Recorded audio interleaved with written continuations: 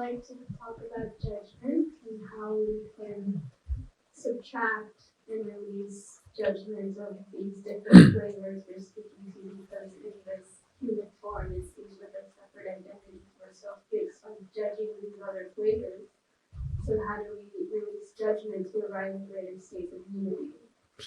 Beautiful. First way is to appreciate difference.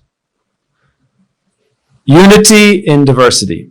Appreciate the different flavors and understand that just because it may not be to your taste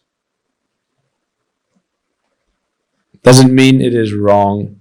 As long as it is not causing pain to others, this is our basic principle. Try to not cause harm to others, right? And if any bad experience comes to you, that's the most difficult challenge. Do not judge those who may even cause harm to you. I'm not saying let the law sort it out, but to not hold that within your heart if possible. This is called the path to liberation. There's a famous verse that says the path to liberation is easily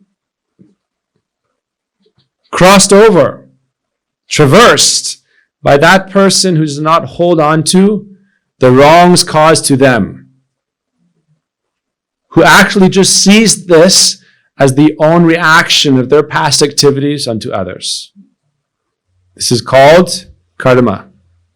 And for those who do not react, an eye for an eye, as Christ would say, what?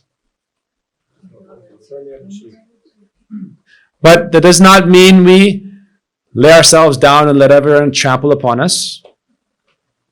But to not judge others, first we try to appreciate that we are ultimately not ourselves fully omniscient, fully realized. To really know means to accept that you don't know everything. And therefore, sometimes to just be peaceful and silent. To not judge. Ultimately, the other thing we should do is try to work on ourselves. Try to help those close to us. And to know that the world is vast. And this world is just a speck of dust within existence. So we are not ourselves able to save everything or everyone.